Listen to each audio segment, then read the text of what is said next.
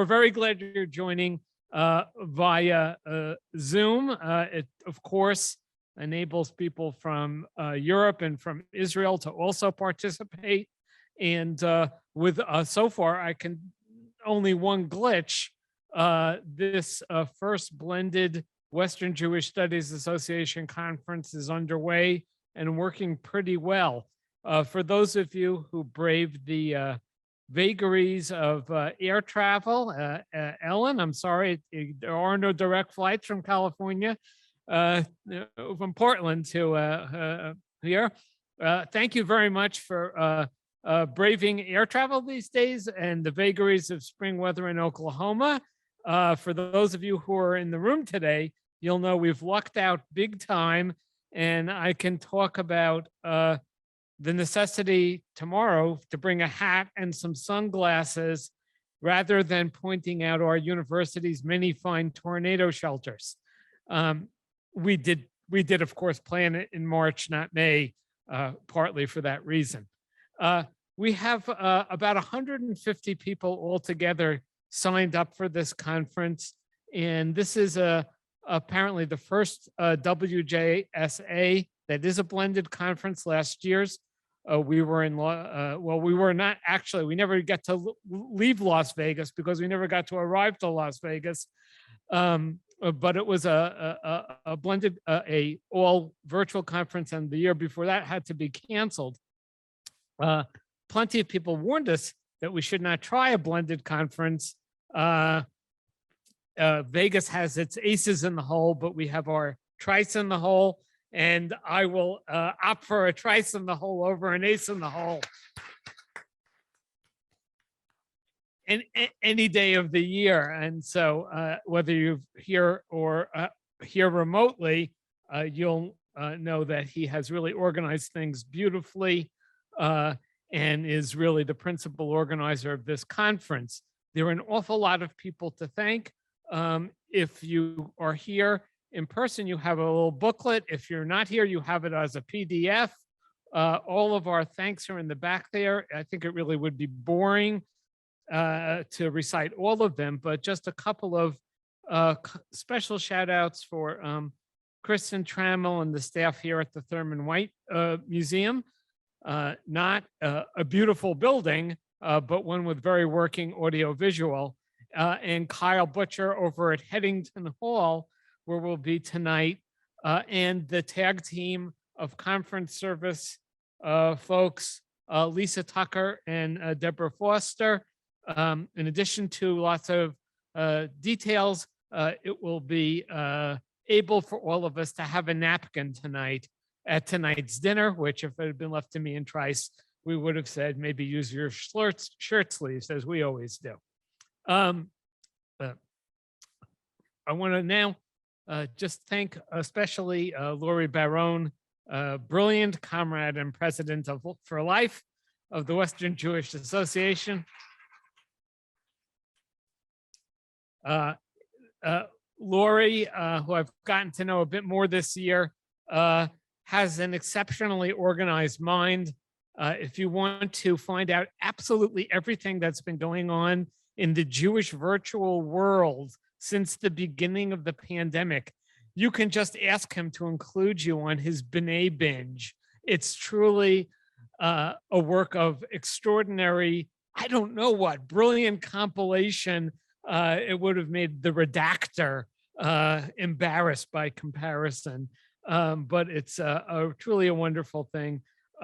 And Lori and the executive board of the Western Jewish Studies Association put together what I think we would all agree is just a wonderfully diverse and rich set of panels over 2 days, really a pretty full conference, I would say, and also factoring in time zones so that people in Europe and Israel wouldn't have to wake up at 2 in the morning in order to give a paper. And so that's no small feat, and we're very thankful for them. Of course, Lori is going to get up here in a couple of minutes, and then after a little bit of we'll have to have a little bit of a break because we want to honor the retirement of Professor Jody Myers, who many of you who have been involved with the Western Jewish Studies since its beginning 26 years ago have known Jody and worked with her for all these years. Some of us have not been involved with the WJSA, but know Jody as a premier scholar of early Zionist thought and of Bible commentary. And I say, without being that involved in the conference, I've also known Jody for a good 25, 30 years, and we're going to honor her in a little bit. I want to just, again, briefly thank our colleagues in history, religious studies, classics and letters, and arts and science who stepped forward with some financial support. I want to thank Alyssa Faison, who has made some time for us today, which is very gracious of her. Dione Moody in religious studies, and Scott Johnson, the chairs of these respective departments. We also received a grant from Oklahoma Humanities and help from the Oklahoma City Jewish Foundation for our banquet tonight, especially. As always, the Charles and Lynn Schusterman Foundation Philanthropies provide us with a safety net so that we can continue to program and support scholars and students, and especially study in Israel, and especially service teaching in the Oklahoma community writ large, which we've continued to do all this year, even as we've been planning for this conference. So I want to thank all of these folks. And if you can bear with me just another minute, I would like to also special thanks to ROU faculty colleagues who stepped forward to chair sessions, propose papers, organize panels. And I honestly, I haven't asked Lori this yet, and I suppose in a few days I will. I'm really not quite sure how universities without such a deep bench of people who are involved in Jewish studies in one way or another really managed to do this at all. It's something of a mystery to me, which I'll solve. But I want to thank especially my colleagues here at the University of Oklahoma. Welcome to Norman. Welcome to Oklahoma. Welcome to the 26th Annual Western Jewish Studies Association. Before I turn the podium over to Lori, I just want to assure everybody that tonight there will be a shuttle that is going to take everybody over from here at the end of the last afternoon session to Headington Hall. I'm also going to walk over there. It's about a 15-minute walk. If people would like some fresh air at the end of the day, just follow me. I know where I'm going, at least in this rare instance. And tonight's banquet, where Professor Andrew Porwancher will be the keynote speaker, is where it's catered. It should be a very nice evening. We have kosher wine that we ordered, and since there are shuttles that will take you back here and back to the embassy suites afterwards, we paid for it, so I encourage you to indulge. And with that, I'll turn it over to Lori.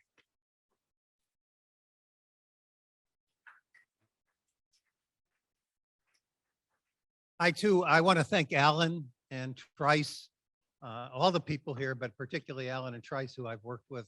Without Trice, I see Trice as the micromanager who got this going, and Alan is the macro manager who has shepherded us through the university system. For those of you, and by the way, for those of you in Oklahoma who feel that California has singled you out, you're one of 21 states who we are boycotting in one way or another. So we don't live in the same country as you do. And so don't feel slighted. Some of you, this may be your first WJSA conference, and you wonder, what is this organization and why are we in Norman, Oklahoma?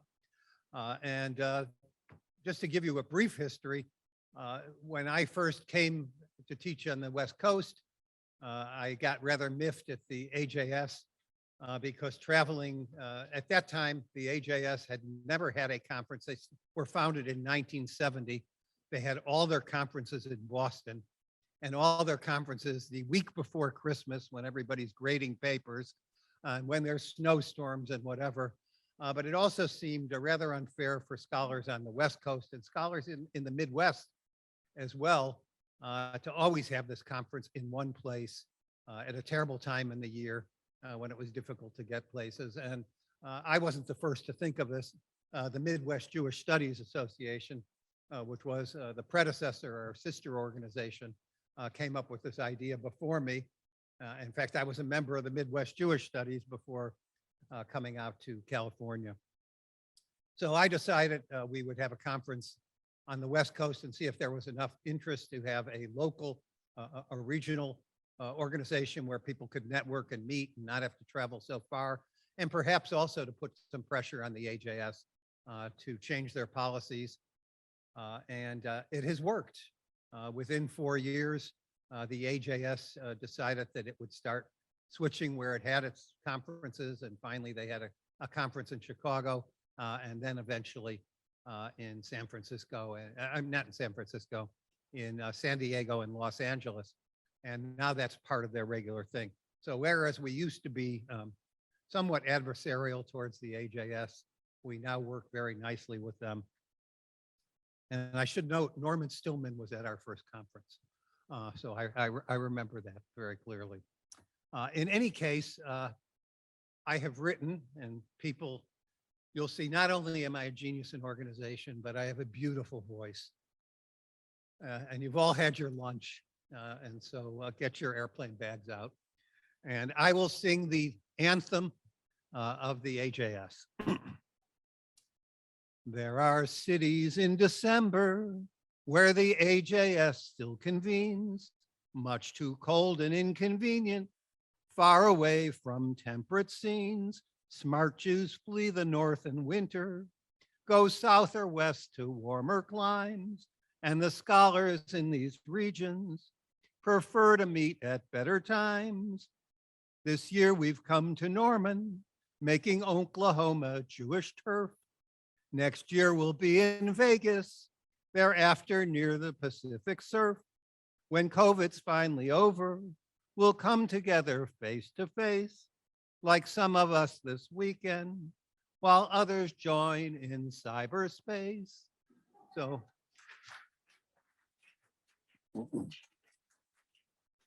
I will definitely keep my day job. It's a delight.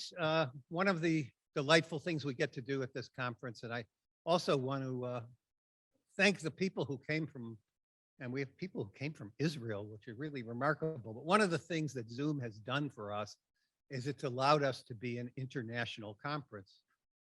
And this year, 40% of the presenters are from other countries, which is, we always had a handful, but this year, especially the Israelis, we have, I think, about 30% of the foreign presenters. But we have presenters. We have someone who's going to be presenting a paper from Ukraine. We have people in England, people in Germany, and Canada. And so lots of different countries are represented at this conference. And one of the joys of this conference is I want to acknowledge those the people who are here from other countries could just stand up and let us acknowledge that, you know, it takes a lot to come here in this time of year. Like I said, one of the joys is we decided after a couple of years, I think it was on my retirement, that there would be a Barron Award. For those of you who wonder, you know, I'm the founder, but I'm still the president. We don't have term limits. We have lifelong sentences. And it's true, by the way, of my board, many of whom were part of the original board as well. But one of the joys is to be able to give a graduate student an award, both cash award and a certificate for their papers. And so I want to introduce Joel Gierboth from Arizona State University, who will present that award. Hi, good afternoon. It's always hard to follow an act like that, but maybe it was who's my setup man here. But I promise you I won't sing. It's my pleasure on behalf of myself and Seth Ward, who had the opportunity to review the submissions this year from graduate students to receive the Barone Prize, sorry. Barone Prize we give at ASU. This is the Barron Prize. I got to get the pronunciations right here. This is not an issue of nepotism. It's purely coincidence. The recipient this year is Naomi Sandweiss, who is actually a history student at ASU, who is the executive director of the New Mexico Jewish Historical Society, has a BA from Dickinson, an MA from Bowling Green in education, and is now doing, I would have surmised, the online history degree at ASU. I did check with my colleague, Chris Jones, who confirmed that. Naomi wrote a very fine paper on entitled Ethnic Homesteading in the 19th Century Midwest. And it's a comparative study, an historiographical study of comparing Irish Catholic, African American, and Eastern European Jews as they settled in the Midwest, and especially in this instance in Kansas. She looks at issues of comparative factors that may have differentiated them, but also areas of commonality among them, how each of them sought to retain elements of ethnic identity while also adapting to life in the prairie of the United States. So it's indeed my pleasure to honor and to award to Naomi the Barron Prize for the best graduate student paper for the WJSA for this year. Congratulations. And if you, If I have a moment, I just want to thank the selection committee very much. I'm joining you from Albuquerque today, and wanted to say that I'm looking forward to learning alongside and with each of you as the conference continues. But thank you very much. you're welcome. And if you ever come to campus in Tempe, look forward to meeting you in person. By the way, we're hoping one day to meet in Albuquerque. So one of the reasons we're in Oklahoma is I really wanted this to be an organization that reached out, and we have met now everywhere from on the Pacific coast, from Vancouver to San Diego, and Texas, Oklahoma, Colorado. And so we haven't gotten to New Mexico yet. So if you could put a good word in for us for a future conference, we'd appreciate it. Today, we are honoring Jody Myers from California State University at Northridge, who retired during the pandemic. We wish she could be here in person, but she has been at almost every WJSA conference meeting since its inception, but she is now recuperating from surgery. I hope she's watching now, and that the appreciation and respect we show her today will raise her spirit and speed her recovery. And we are recording this in case she isn't here.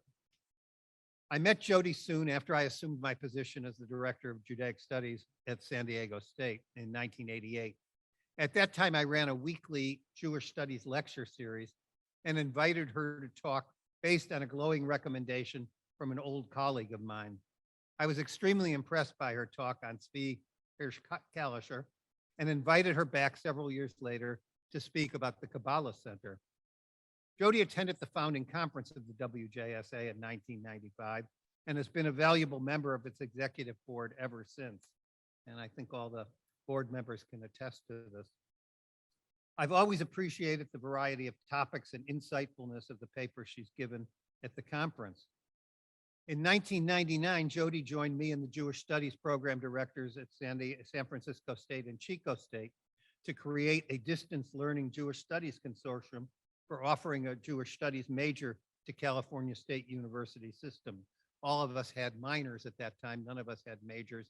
We all had different specialties and strengths, and so we shared our courses.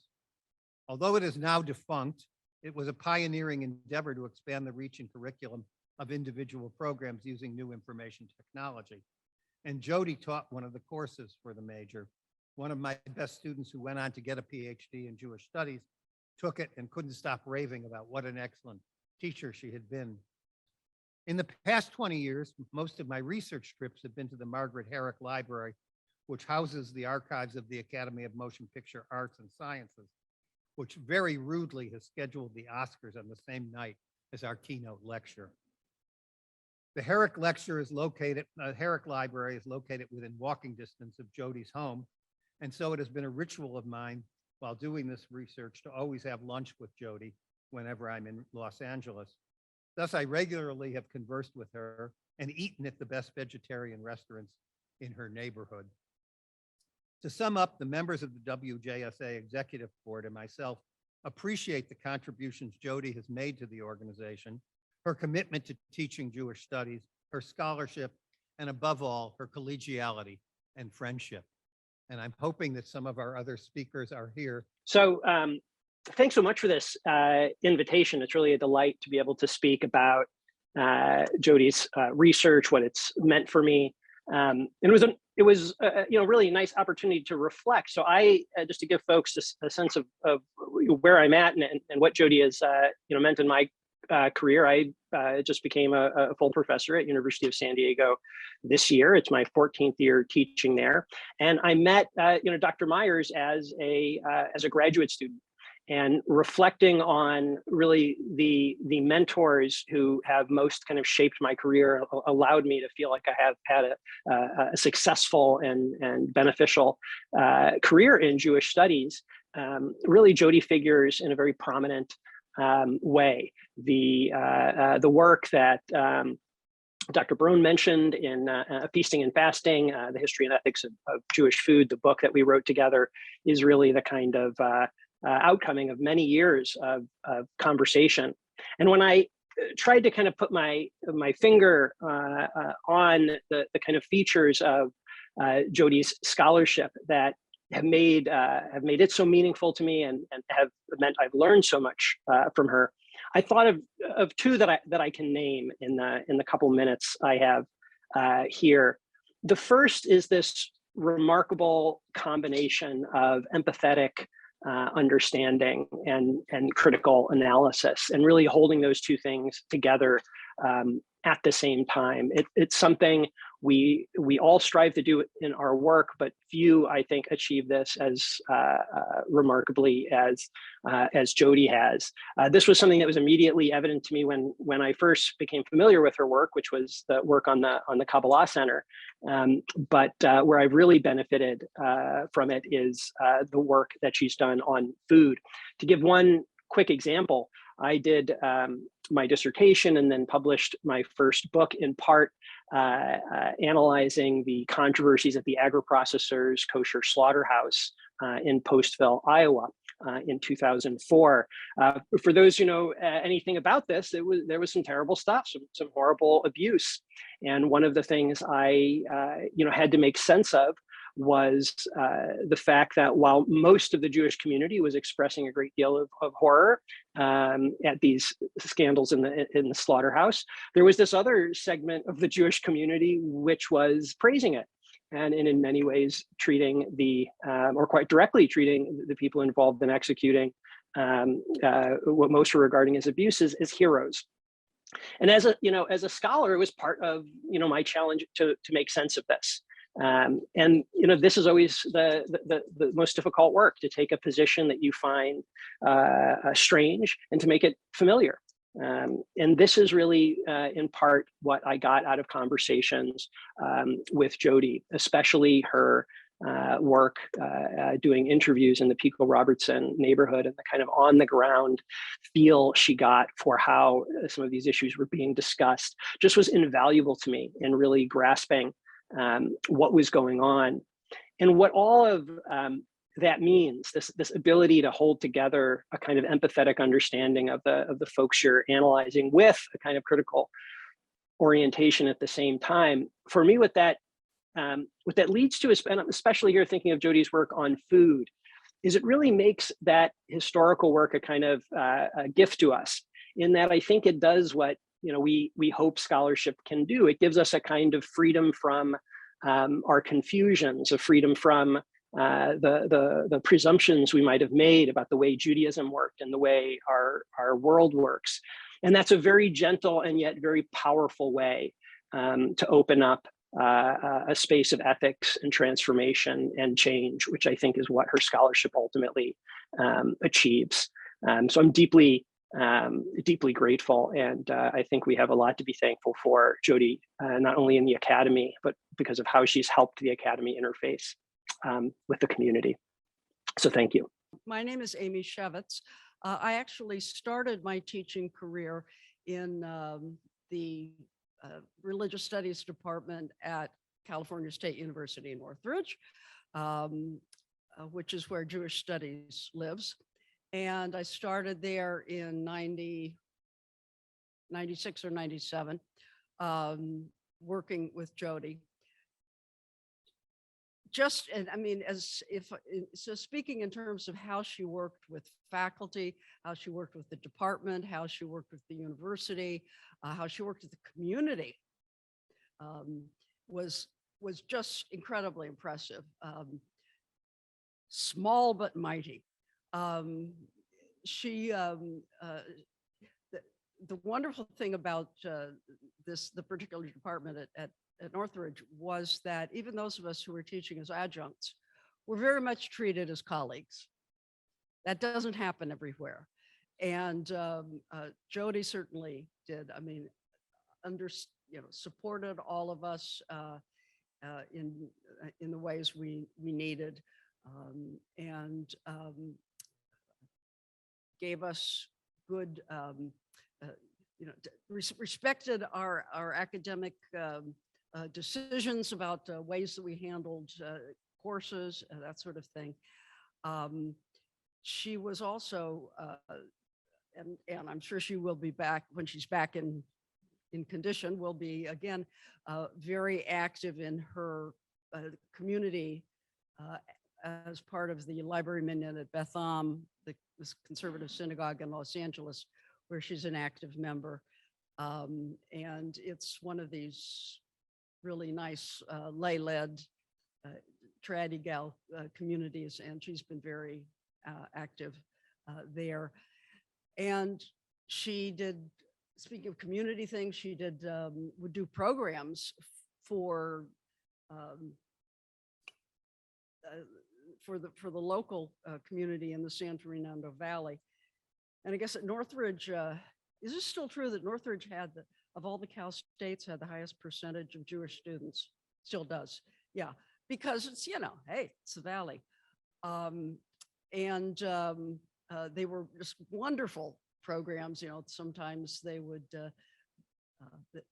often actually have topics that would be of particular interest to people in Los Angeles, such as things about the film business, the business. And she just did everything terrifically. I remember going with her. She organized that we could take a bunch of students to the site, I think it was in Burbank, where the Spielberg had set up for his Shoah Foundation to be interviewing and archiving Holocaust survivors, and just taking advantage of all of the things in the community, and really relating to them very well. So she was terrific to work with, to work for, and we've all, of course, totally wish her a refuah shlema. I want to introduce Jennifer Thompson, who is Jody's successor as the director of the Jewish Studies program at California State University, Northridge. And Jody really built that program. In fact, something I should have included. I was talking as one of the directors within the CSU's, Jewish Studies programs. I was always impressed by what Jody did there, particularly in giving experiential courses and giving opportunities for students to do things in the community. She really did an amazing job in developing programs. And her successor as the director of that program is Jennifer Thompson. And we're hoping she's here. She had some problems with her daughter's Hebrew school scheduling things at the wrong time. But if she's not here, I'm sure she would praise what she did in creating the Northridge program. So. Thank you. I'm glad to be here. I'm glad I was able to get in. Someone quickly saw that I needed a passcode and got it to me. I missed what was already said, and maybe I will repeat some and maybe I won't. I'd like to tell you some specific things about Jody's work at Cal State Northridge over the more than 3 decades that she was there and led the Jewish Studies program and turned it into the small but mighty powerhouse that it is today. I'd like to give you some specific examples of things that she did that were that showed her commitment to our students and to Jewish studies as a field that I think were really special and unique and impressive. One example is that some years back, she noted that in the religious studies department, which was where her primary appointment was, there were lots of people who may or may not have any particular background in Jewish studies teaching about Judaism in the world religions courses. And so she had the idea that we could create a 2 to 4 week model unit that these professors could use based on our expertise in Jewish studies, so that students would come away from that course learning the most crucial information. If they never learned anything else about Judaism again, that they would at least come out of it with a really great foundation. And so together, she and I worked on a model unit. We came up with like the 5 main points that we would want students to come away from it with. And she developed a program to pilot this course and compensate the instructors, some of whom were adjuncts, financially for working with us and trying it out. And it was super cool. And I've actually been able to share that program with colleagues who also have no background in Jewish studies, but are doing the same kind of work across the country. And they've been super grateful for it. And this is all because of Jody's insight that this was needed and we could do something about it. And that was her approach to a lot of what we did at CSUN. I was there with her since 2012. So the last less than a third of her career. She'd built a lot before I ever got there. But she used this way of observing what was going on, seeing what the needs were, and then finding a creative way to fill the needs that was really special and a great model for me, and that I still try to use today. One way that you can see that the results of this approach is in the variety of programs that we have cross listings with, some of which are unusual. For example, we have a course that we co-enroll with Recreation and Tourism Management that is Judaism in the Natural Environment combined with a wilderness survival course where students go on a backpacking trip. As far as I know, Jody invented this class and she sometimes joined them on the backpacking trip too, although she wasn't the instructor. Another unique course that she and I both developed in sort of partnership was Applied Jewish Ethics, which is an online course that helps fulfill a requirement for the accountancy major, as well as our own students in Jewish studies and students in liberal studies who are training to become K through 12 teachers. I'd also like to give Jody credit for, I'm not sure how much time I have left, but I definitely want to fit this in, for helping to lay the foundations for a new field in Jewish ethics, of applied Jewish ethics. By creating the endowed professorship that I hold, the Maurice Amato Foundation's professorship in applied Jewish ethics and civic engagement, she provided the resources. She brought together community partners and created the resources and provided them for the founding of essentially a new field. She wasn't necessarily working in it directly herself, but she, together with our community partners, saw the need for a Jewish ethics that is not only or mainly theoretical, but rather is focused on the crucial needs of our society today and how to connect Jewish insights into solving these problems. And so creating the professorship and the resources that came with it allowed me and Jody together to bring more scholars into this field who might not have thought of it before. And now we have a book coming out later this year with Lexington Books. That's an anthology of chapters that have resulted from my work in the context of that professorship over the last almost 10 years.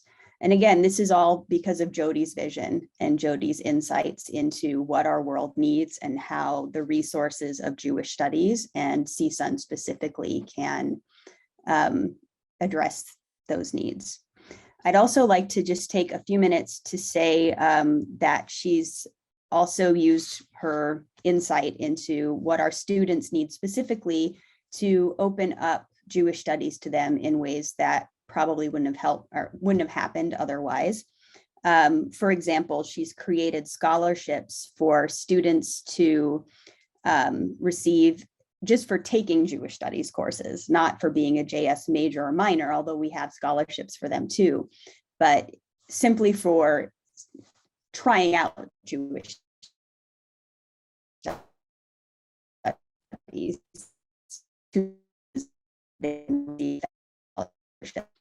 And that's been really helpful to the success of our program. Another way that she's, since you may or may not,